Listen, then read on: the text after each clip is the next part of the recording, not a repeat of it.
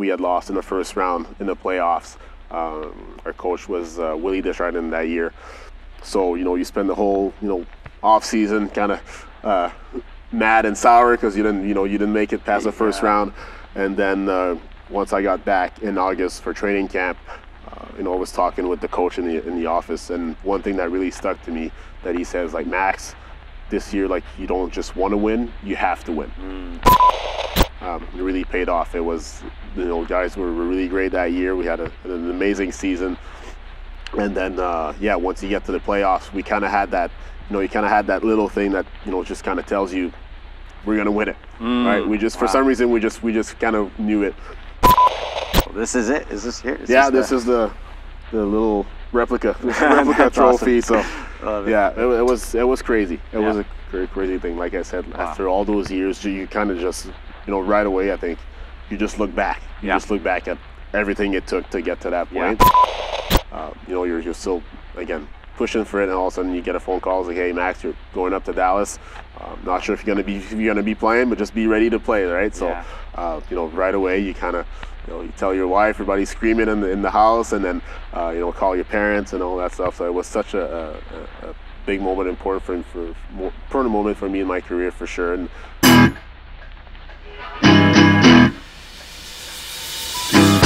first on the ice at 4 years old, Max Fortunus spent 18 years playing professional hockey across 3 different countries, including a championship right here in this building.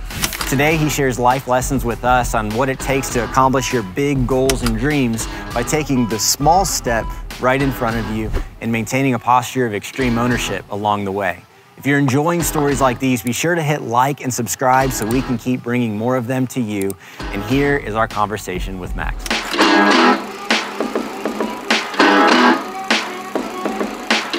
So you are actually probably our first international interview that we've had on Story 512. Okay, that's a big honor. Canada, neighbor up north. So if you want to start there, start with childhood and maybe when hockey started to be an interest for you. Yeah, for me, growing up in Montreal, Canada, I guess that's what you do when you're Canadian.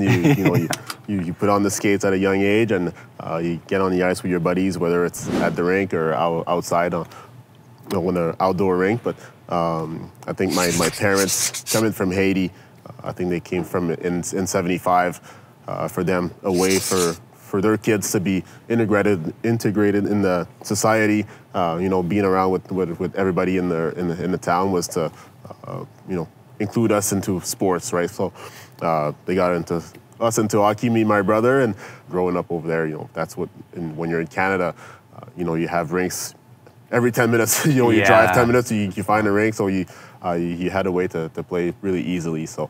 Would you say it really is like pretty much everybody? Like, does almost everybody give it a try? Is it that big culturally, or is it? It is big. Yeah. Like when you talk about hockey in Canada, it feels like everybody's tried it at some point, right? Either you liked it or you didn't. But I think most people will be either fans or if played it at a young age at some point, or even if it's not hockey, at least trying to skate and.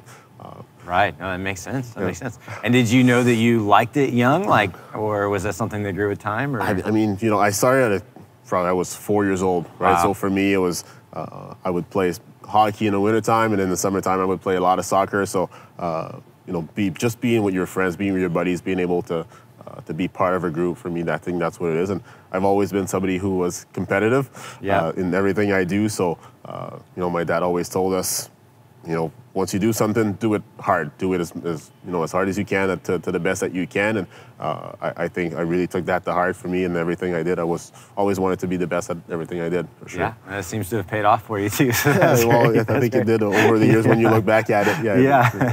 So tell me about, I like how you phrased that. I asked how you chose between soccer and hockey, and you said you don't know if you really have even yet, right? How did you kind of determine which one you were going to commit to? Yeah, I've always said that. I've always said that, I really love both sports. They were, like I said, coming from a Haitian family where, that's their national sport over there. Everybody plays soccer. And for me, growing up with the sport also, finding the love for it. And I think I've always said I've never chose, the sport chose me. And I think I've always said to a lot of people where soccer, I think, is the best complementary sport to hockey. You work, similar muscles. It's, the game is similar, but it really helps to complement each other. So, when I got to move up levels in soccer also, at some point you kind of play both sports at a high level, and then you have to kind of make a decision. So it was one of the hardest days of, my teenage years when I kind of had to let go of a sport I really loved,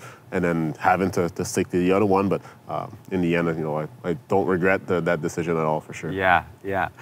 I asked you this question too about what makes a great hockey player, because for me, grew up in Texas. Yeah. We don't have quite as many ice rinks around, So I'm like, okay, I watch football player, basketball players, some innate things, size, speed, all that. On ice, I'm like, yeah, they all kind of look like they're in the same uniform, and, so is it some of the same things like strength, speed? Is it strategy? What for sure. I mean, I think the game has grown a lot over, the 5, 10 years, 20 years. It's more than the skill part of it. I think that what makes a great hockey player will be his mental aspect. Once you have the drive, once you want to be on top, because it kind of sounds cliche, but when you say the game is 90% mental, I completely believe it. Yeah. Right? You have to be ready to make those sacrifices. Even at a young age, I had to leave my house at the age of 16. You leave your mom, your dad, your brother, and then you kind of go and live with somebody else that you don't know in a different town that you don't know also. Right. So it's a mental. You have to be ready for that. And even when you get to the pro level, same thing. Like, you got to know that there's going to be guys every year that are trying to push you away, trying to take your spot. So that added pressure that you have to live with every year, every game is you really have to deal with that mentally, and you have to be ready for it, or else it's that's what kind of could steer you to the wrong way. But when you're ready to push and always trying to be on top, I think you're giving yourself an advantage for sure. Wow. Yeah. No, there's some transcendent principles almost no matter what you're working on there, and then obviously specific with hockey too. Tell me about the experience at 16, making that commitment, deciding I'm going all in on this, moving away from family. What was that like for you at that age? It was crazy. So for me, I got, I was playing, I guess, midget hockey, we call it, and then I guess midget AAA, and then you get drafted to junior hockey.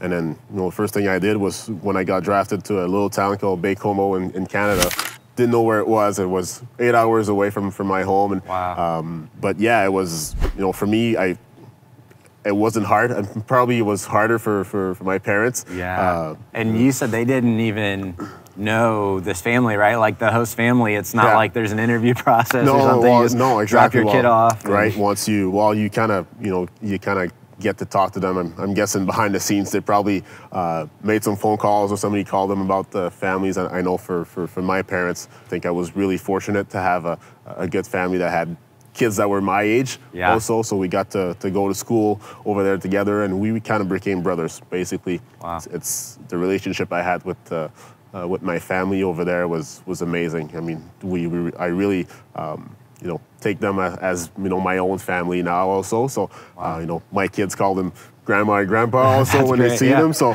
it's awesome. We have such a good relationship, and it's really a family bond that we found over there. Yeah. Wow.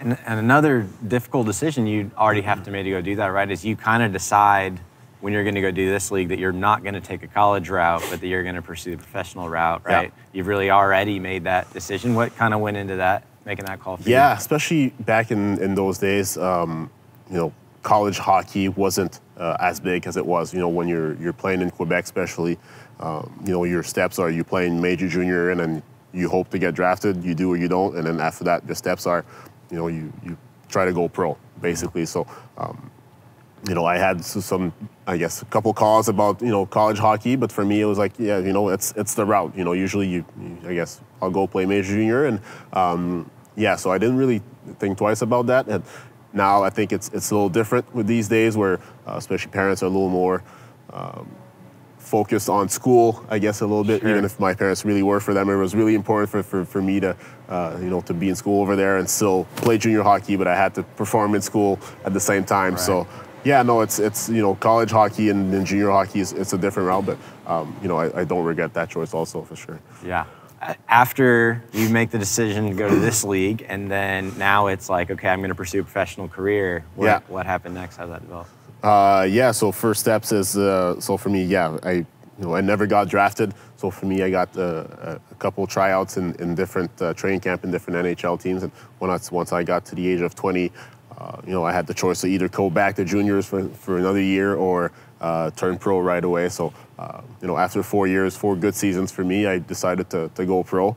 I had met my wife also, my wife to be in my junior hometown over there. So it was kind of a first step where I told her I'm going to go pro. And for my first year, she's staying in Canada over there and finishing school. And, I got to go and live again in a different country. Got to go to Louisiana for my first year, lived in Louisiana and Houston a little bit. Again, it's such an experience that, kind of make you grow up a little faster once you're 20 years old. So I got to play in Louisiana for 2 years. Again, met some great people over there. Great food in Louisiana. Yeah. Love the Cajun food. Yeah. I was wondering if there was a culture shock there. I mean, you have Haitian parents, you're born and raised in Canada, and then you go to Louisiana. Yeah, exactly. So, for sure, it was a little bit of culture shock, but, I've always been open to learning about everyone. Like I said, met so many good people that we're still called friends to this day. So I love that. I love that. So you get to start in Louisiana, and how long are you playing there? So I played 2 years, 2 years in Louisiana, and then I was kind of moving up and down because I was in the East Coast League, and then I got to start, have my real, games in the American Hockey League for the first time in those 2 years. But again, that's when you realize when you get to the pro game, it's a big competition. Yeah. It's a competition between the guys in the locker room. You're still trying to win a championship together, but at the same time, every guy is trying to make it to the NHL, make it to the next level. So, that's where you really have that drive. Every practice. For me, playing pro, the first thing when I told myself was every year I have to get better. I told myself if I got to do that, at some point I'm going to make it to the NHL. Yeah. But it was really about taking it game by game, year by year, and at some point you'll reach the goal that you want. So. Yeah. Well, I think for that reason, or one of many reasons, sports really are like this great parallel to like learn life lessons from, because a lot of people, understand that innately with sports and then don't take that to maybe they're just real life, their real world professional job. And if you have that mentality, like, how am I getting better every year at my profession, every year in my relationships, as a parent, whatever it is, it can pay huge dividends over time. And that seems to be a part of your story from young on, is just always kind of like, just what's that next step in front of me? Yeah, exactly. I think for me, my parents, especially my dad, always told us, me and my brother, everything you do, you got to do it to be the best. You might not be the best, right? Yeah. But at least if you're working towards that goal, you'll improve, and at some point you'll reach your goal for and sure. There's a peace that comes with that too. Like when you've given everything you do have, kind of whatever the result ends up being along the way, it's like, well, I did what was the best for me, and there's a peace with that. Exactly. You can't. I'm not blaming anybody else, right? It's you put everything on yourself, on your own shoulders, and as long as you do everything that you can, you can't look back and regret anything. Yeah. You've referenced your parents a couple times in that kind of expectation that's how you're going to do things. Yeah. What was their kind of parenting style with that? How did they enforce that? Were they strict with that, or more motivational, supportive? What did you kind of feel? No, my parents were, they weren't strict with that. They never forced us to do anything, as long as you do everything with respect. That was the main thing in our house, respect, and that's really something that I take to heart to my family and to the people around me. As long as you. I always want to treat people with respect, and that's how you get respect back from other people. It's the way they were raised, and that's the way they raise their kids also. So. Yeah, I know it's a conversation about your hockey career, but that's some like brilliant parenting advice in there, and really relationship advice, not just telling people what you want or what to do, but like living that out, being that is the most effective way, to build that. So I love it. Yeah. Let's see. So how long then were you in is it the East Coast League? I want to make sure I'm saying that right. Okay. So I was there for 2 years, I guess. 2 years in Louisiana. First year living on my own. The next year, my wife-to-be got to kind of join me in Louisiana. And then after that was about taking the next step and trying to figure out a way to make it as a full-time player in the ECHL now, right, in the American Hockey League. So I got to play 4 years in Manitoba. Just fortunate for that experience again. It was my first time playing a full year in the American Hockey League. So I got to play there for 4 years. It was great. Again, met some great people. Played with a lot of veterans for the first time. Guys that had played in the NHL before, that have won some Stanley Cups. So you can kind of look at them and say, hey, it's possible to do it. Yeah. And then you kind of learn from those guys. And was the level of competition noticeable at that point, that there was an upgrade to the next level? Because it was the first time that I was like really with a lot of players that were going up and down. Once you get to the American Hockey League, a lot of guys are going up to the NHL for a little bit, right? When there's injuries, when there's when they need other guys. So that's when you kind of see guys that you're playing with are moving up to the next level, right? Yeah. So you're just right there. You're right on that edge, right? So you get to that level now. Is how you stay to that level, at that level for a full season, for 2 seasons, 3, and kind of become a regular. It's hard. Like it's a tough league. We always say it's the second best league in the world, and it's hard to maintain it. Like I said, with young guys always pushing you, because every year there's somebody else trying to take your spot. Like I said earlier, so it's a hard life for sure. But again, it's really worth it for sure. And what is the family timeline? Because you go to 16, really that first kind of professional step on your own. Yeah. So when in that journey do you get married, and then when did you have your children? So I got my son, my oldest son, who's now 14. So we had him in my second year in Winnipeg. Okay. So yeah, you're kind of young parents. I think we were 23 at the time. Wow, so it was kind of a fun experience. It's good to have them with me there. You kind of start a family, and then so I had my first son in Winnipeg. So I was there for 4 years. And after those 4 years, I got to come to Texas, for 6 years, and then had my 2 youngest kids in Texas, my daughter and my youngest son in Texas after. So, as a hockey player, it's fairly stable. I've seen a lot of guys who had to move from year to year to a different team. Being 4 years in a spot and then 6 years again in Texas. For us as a family, I think it's the best thing you can ask to have the stability for them to be in a school. Without having to move every year. I think it's great for a hockey player if you can have that stability for sure. Yeah. And did that become difficult for you to try to manage those two when you're able to kind of give everything to hockey, and now you have a wife and kids? What was that balance? Yeah, like for sure. I think at first it's hard, but for me, even before I had kids, I always told myself, family's first. Whatever you do it for your family. You do it, to make sure that they're well taken care of. So, sometimes there's nights where you don't sleep when you have young babies, but at the same time, you have a game in the next day, right? You could be in the middle of the playoffs. It could be regular season. You do have to separate, a little bit. For me, I never wanted to, talk about hockey, and if you talk to my wife, she should let you know that too. That as soon as I got home, I would never talk about hockey. And then, even my family, they knew that they could ask me questions, but there wasn't going to be a whole lot. Once I try to leave everything at the rink, and you lose a big game or something, they don't need to be part of that, right? They know for them, they know how hard I take it to heart. My job. So smile at home. That's huge. That's significant. So tell me about the journey to Texas then. Yeah. So 4 years in Manitoba. So I was in my 6 years pro, I guess, when I finished in Manitoba. Got to play in the finals, in the Calder Cup finals.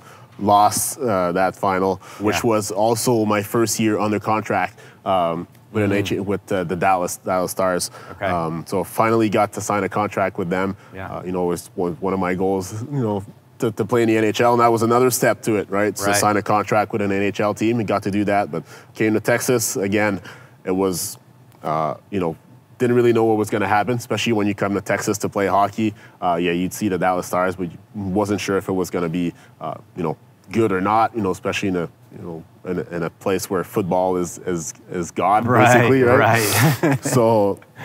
But right away, right from the first game, building here was packed, and I think the people in the city and the surrounding here in Cedar Park really took the team to heart. They really got behind the team, and I think that really gave the whole organization a big push, and see that they could make it happen here in Austin. So it's been great. And even talking with a lot of people around the league, other players, they would tell you that it's one of the best places to play. So wow. I was fortunate to have played here for 6 years, right. and it's really an amazing place, good fans, and but yeah, so played. My first year in Texas here, again, went to the finals. Back-to-back years for me was lost in the finals. So that's the first year you guys are here, you make it to the finals? Yeah, we made it to the finals. That seems incredible to me. That can't be common. No, right? Exactly, right? Because you had guys coming from a bunch of different teams the year before. So yeah. I think our coaching staff that year really did a good job to really bring everybody together. We had a good group of veteran guys. Mm-hmm. I was becoming an older guy in the league now I think I was at the age of 25, 26. And it was a tough year because I don't think anybody thought we were going to be, a team that was going to make it to the finals. But we did, pushing hard together and being really, I think that year, one of the things we had was just chemistry, whether it was chemistry, at the rink or even outside of the rink. And I think that's one of the things that you need when you're a team, is just being a family, right? Yeah. All you have is those 20, 25 guys, right? Yeah. Nobody really knows each other. You don't know anybody in the town or in the city you're at. So all you have is those 25 guys that kind of become your family. So the more you're well with those guys, the more you can feel comfortable.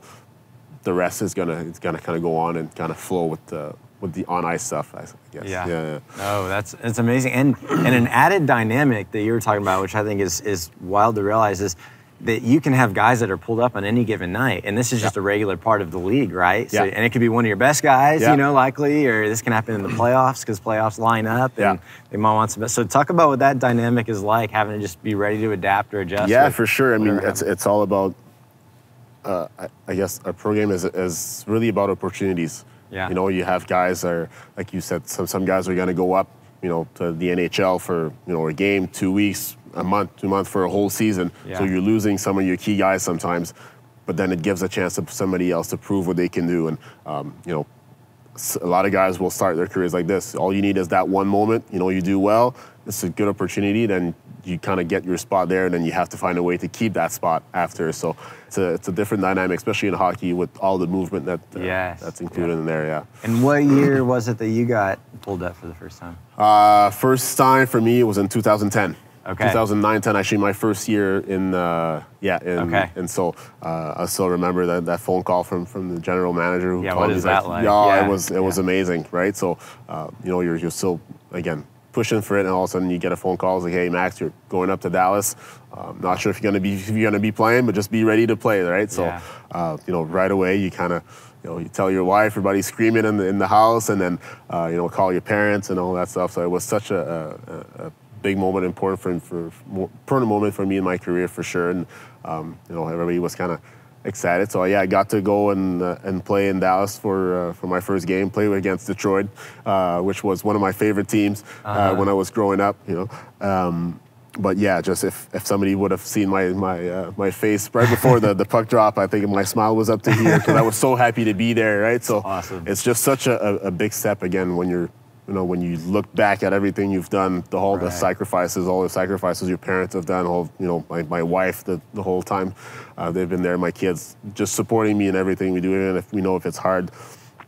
It's just such a big achievement. And did you say the last game you played with them that season was actually at home? Like you got to go back to Canada? Yeah, so that year, I ended up playing 8 games, I think, that year. I remember we were on a road trip, and then they sent me down to Texas, back to Texas. And I had looked at the schedule, and I kind of saw that we were going to play in Montreal, hometown. I was like, oh, that would have been fun. And then you're like, oh, it's going to happen another day, I guess. So I came back to Austin. And then, literally a week later, they called me back. It's like, hey, Max, we need you to come back up to Canada. We're playing in Montreal, which was, crazy, I guess, a crazy moment for me to be able to play in my hometown. I had never been to see the Montreal Canadiens play ever. That's awesome. So the first time I actually saw them was when I was on the ice with them, against them. The whole situation was kind of crazy because it was in 2010. It was January 2010. And it was actually 2 days after the big earthquake that happened in Haiti. Montreal has a big Haitian community. So, before the game, they had a big ceremony with, a little moment of silence for all the Haitians, that kind of died in the earthquake in that year. So, having Montreal also had another player, George Larac, who was from Haitian descent also, just like me. So they kind of mentioned our names during the ceremony before. So it was really an emotional moment. Yeah, what a powerful right? It was an emotional moment, yeah. with all your family, a lot of Haitians in the stands. Everybody, I think, really appreciated that moment. And yeah, the whole timing of it was kind of crazy. So really, glad to have been part of it. And then, once I got back to Austin, I think we even set up like a fund here at the rink during a game, which was called Hockey for Haiti, and we raised, I think it was around $18,000 to send to Haiti and try to help. Man, so you're just trying to help, yeah. Do your part. I know it's hard. We can't be over there, but as long as you can help a little bit, I was really happy that everybody kind of pitched in and tried to help over there. Wow. What a powerful moment that is the end of that season. And then tell me about 2014 here. Tell me about the championship run. 2014, yeah, it was a big year. It was so the year before we had lost in the first round in the playoffs. Our coach was Willie Deschardin that year. So you spend the whole off season kind of mad and sour because you didn't make it past the first round, and then once I got back in August for training camp. I was talking with the coach in the office, and one thing that really stuck to me that he says, like, Max, this year, like, you don't just want to win, you have to win. And it was saying for him, like, we have to win this year. So for me, it's like, all right, we're on the same page. Wow. Like, that's the year we need to make it happen. So, it was my 5th year here with the team, and we had older guys like Travis Morin, who was another veteran on the team, and for him, he's another we kind of have the same mentality where, we're fighting for a goal. We wanted to win a championship. That was it. So for us, it was how do we, bring everybody into the fight with us. And I think the staff really did a good job, again, bringing a team together. And then now it was kind of up to us to making sure that the guys worked towards the same goal. It really paid off. It was, guys were really great that year. We had an amazing season. And then, once you get to the playoffs, we kind of had that, you kind of had that little thing that, just kind of tells you we're going to win it, right? We just, for some reason, we just kind of knew it. And sometimes people ask me, like, when did you guys knew you were going to win? I was like, I think it was in December. I told that story before where I think we were playing in Oklahoma. And then I think we were down 3-1 after 2 periods. And guys were in the locker room just laughing and talking, and I was like, what is going on here? Yeah. And guys were like, we got this, guys. we got it. We got it. And then we came into the 3rd period, scored a couple of goals, I think went overtime, and we won. And that's where I kind of realized, all right, you know what? That team's special. Wow. There's something going on in the locker room. Wow. And guys were really confident every time we stepped on the ice. So I think guys really, took that the whole season, and the consistency we played with that year was just amazing. And finally getting to the finals, traveling to St. John's and being able to wrap up a championship over a year after, for me, it was my 12th year pro. It was such a big achievement. It's kind of finally we made it. After 3 finals, I really wanted to win that one. So it was, it was just a crazy year that year for sure. How many games was the final series? How many games did it take to win? We won it in 5. Wow. Okay, yeah, cool. Like we were on in 5. Yeah. I hope I get that right. I should remember. Pretty sure it was 5 games, in St. John's. So, played a couple games here and then had to travel over there to St. John's, long road trips. But it was, it was just an amazing feature, even for, not even for me, I mean, for the whole city. And, I look at, our families that had been there for years. My wife, she needed to make sure everybody was well taken care of. The girlfriends, the wives coming from Europe, and as long as they were willing to support us, they knew they had to support us, and they were pushing the same way that we did. So for her, it was it was a big achievement for her for sure. That's also amazing. Yeah. When you say you something was different, about the season or the team, if you were to try to articulate it, like what how is a championship season different? Like, is there a chemistry that's needed, a leadership? Is it all the above? Do you practice different? I mean, what is it like, man, that year we need to win? We have to win. It's all little details, right? Chemistry, the hard work you put into in the summer, in your workouts. You know, our coach really had one thing where it's like, all right, guys, this year, like, we're going to work. Even if you go on the ice for 5 minutes, 10 minutes, 20 minutes, you're going to work as hard the same way. You're going to work hard the same way, right? So, you know, for us, I think the veteran guys really took that to heart also. We make sure that everybody kind of followed that rule. And, you know, every time guys were on the ice, you know, they just worked and worked and worked, right? Yeah. So I think that's one of the things that really paid off that year for sure. Yeah, that's unbelievable. It's such a rewarding moment season. I can't imagine. It's so cool. This is it? Is this here? This is the little replica trophy. Awesome. So yeah, it was crazy. It was a crazy thing. Like I said, after all those years, you kind of just, you know, right away, I think you just look back. You just look back at everything it took to get to that point. And has to be kind of a full circle. Exactly, right? And then, you know, now you're, you know, as a coach, you're trying to figure out how do you teach that to the new guys coming in, and to have that drive to know that, you know, it's possible. Just put in the work, and, you know, we can get there. He can get to that point also. Yeah. Well, tell me about the later part of your career and kind of transition into coaching from there. Yeah. So after played 6 years, I guess, here, and then I moved out. We went to play a couple of years in Iowa, and then, you know, play in Springfield. You know, couple of years where you start moving a little bit more from team to team. After that, I went you know, to Germany for 3 years actually. So you know, that was kind of the last steps, you know, in hockey. Once you play in North America, sometimes you'll just end up going to Germany or to Europe, I guess, just to extend your career. Sure.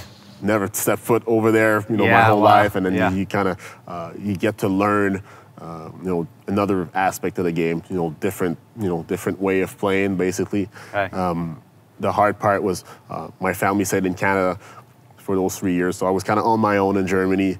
And then, you know, after 3 years, that's when I decided to, you know, all right, it was enough time to go back home, and then, you know, be with the family a little bit. Yeah. So was it a tough decision, or did you know, like, did it feel like it was time? I knew. I think it was time. Like, that was my 18th year pro. Yeah. So after all that time being away, I think, especially, exactly, right? Yeah. It's long, and but at the same time, I think at that age, my kids were, you know, 13 and then around 8 and 5 years old at that time. So you kind of look at it and you're like, you know what?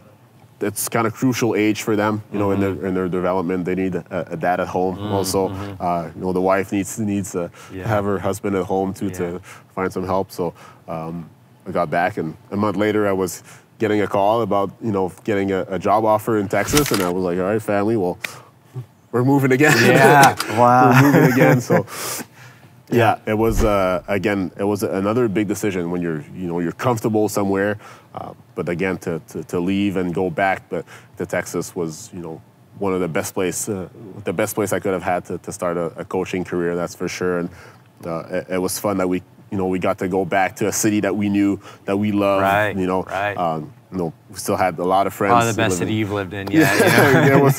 It is, you know, such a great city, and, you know, just the people that we met around here, and for us, that's what I say a lot of times, where, you know, once you have kids, you know, kids are in school and sports, you meet so many different people that are outside of your, you know, our hockey world, basically. So it's just great to see the amazing people that surround us, and to being able to come back and see, you know, all those people and live here again was just which is an amazing opportunity for sure. Yeah.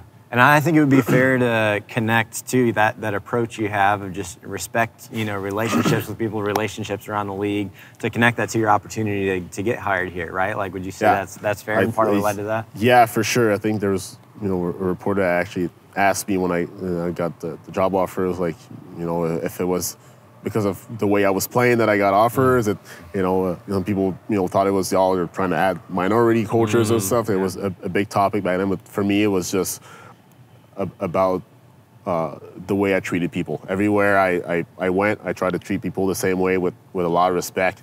You know, when I got the job offer, I think that was, you know, they kind of hired me for the person I was and not really for, you know, for what I did before. And, you know, the way you treat people, it's going to go a long way. You know, every time you treat somebody with respect, you know, they'll hold that in their mind, and it's the impression that you give to them for sure. Yeah. Wow. No, I love that. And that's what I'm saying. You keep seeing that show up, you know, throughout your story.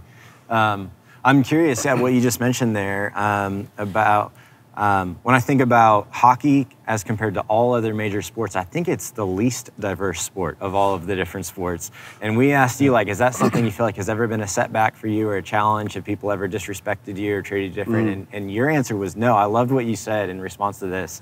How do you feel like that experience has been for you? 18 years of, you know, professional hockey. No, for me, like I think I guess I've been lucky. Which is like, it's not the word you want to use, because like you said, like, there was, you know, especially, you know, growing up, and there wasn't a lot of, you know, black hockey players or the different cultures in hockey, so you know, you kind of always the only one, you know, there's might be one other one with you on your team, but you know, I've been lucky, but I know there's a lot of guys, a lot of players, you know, from different backgrounds that had to, you know, fight through this in their career. We knew it was maybe going to come, you know, growing up, or, you know, my dad always, you know, kind of told me and my brother, you guys are going to hear stuff, you know, you're going to hear, you know, people, you know, screaming names at you and screaming at you, you know, telling you bad things, but the only thing you can do is, you know, look at them, stare at them, smile, and then, you know, kind of turn around and do what you need to do on the ice, and, you know, at whatever you do, and show them why you're the best, why, you know, why you're here doing your job, you know, better than they're doing it. So, you know, for me, it was always that, and trying to, you know, showing, you know, I belong, basically, showing there's a reason why I'm here, and I can do it, you know, better if you know, better, you know, as good as you are or not better. So, yeah, for me, I'm you know, grateful for the people that were around me, you know, sort of supporting me throughout all of this. But you know, there's so many people doing, you know, the same sport, coming from different, you know, cities. You know, especially in hockey, you'll have guys from Europe, you know, in Russia, Finland, you know, wherever it is, and you kind of all get together and become friends, basically. So. Yeah, no, that part for me is really important, to make sure that everybody's included. Wow. You know? Yeah. I love just your mentality, the way, you know, you've talked about it. I love that, you know, you're an ambassador for the sport in that way, that you're like, man, this is just like, it's who you are. It feels like, that's why I keep going back to that, but there's just this core thing about you, this extreme ownership, this like, I'm going to do the next thing, the right thing, work hard. It's just, it's really for sure. Like I said, like for me, I've always put it on myself, right? I know we've talked about where, you know, I'm giving it my all. It's either going to work, it might not work, it might, you know, work. So as long as I work towards achieving that goal to the best that I can, it's all you can ask for. Wow. Well, in terms of coaching today, is there anything that would rise to the top of your, like, this is my main approach to what I do now? Like, if these are the couple of principles, like, from my time that I'm trying to instill in guys, or this kind of drives my coaching style, or what would you say? Well, for me, it's, well, first of all, like I said, the way you treat people around the locker room will go a long way, right? You're always trying to do that. But for me, as a new coach, you know, just coming out of the game, I'm trying to find a way to teach them. I was a big leader by example when I was a player. Now it's trying to find that balance, and how do you, you know, you're not on the ice, like doing the things on the ice. So you're trying to show them, trying to explain to them how I would do it on the ice, and try to find the best way for them to understand it also. So as long as the work ethic is there and they're willing to learn, you know, for me, that was one of the big things. I was always willing to learn different things from different coaches, and I think that's what's gonna help me down the line as a coach. You know, trying to put everything I learned, you know, as a player, but then you kind of make your own ideas also as a coach, and trying to, you know, give that to them and try to make, you know, the best for them. Wow. Well, as we, you know, wrap up the convo, I'm curious, is there anything you would say to somebody, it could be any field, any profession, who's pursuing, you know, a dream or a goal of theirs? I mean, you step on the ice when you're 4 years old, have an 18-year professional career, win a championship, play in multiple different countries, you know, and now you're getting to coach and invest in, you know, a next generation type thing. So it really, I mean, they could be any dream that somebody's pursuing. Is there something that comes to mind? You're like, this is what I would leave people with or challenge people with, encourage people with? For me, it's the drive to do it, right? You're gonna have setbacks. That's gonna happen for sure, right? Yeah. You're gonna have highs and lows, but it's always how you're gonna react to those lows, how you're gonna react to those highs, right? Yeah. You get a big job offer and you don't get it, but what do you do the next day, right? It's you're gonna keep going, look for another one, find another opportunity, but still have that drive. And I think in sports, it's really important because especially as an athlete, you're going to have highs and lows. You're not going to get everything you want, the first day. So as long as you're willing to, bounce back right away, have that mentality that it's going to happen. Yeah. It's at some point it's going to happen. Yeah. Because I always tell people like, I was just a regular kid, Yeah. just a regular kid when I was growing up, right? Right? Nothing special about me, but I just had the drive to be on top and keep pushing and good things are happening in the end for sure. Wow. Wow. No, well, your life, your story is inspiring. It's one thing for some motivational YouTuber to say that, but somebody who's lived it out and done it, is so helpful. So I really appreciate it. I just appreciate your time. It's cool to sit here in this arena. I've watched you play since I was in high school. We were connecting those dots. So this has been an awesome combo, and just really grateful for your time. Well, thank you for having me. Really appreciate it.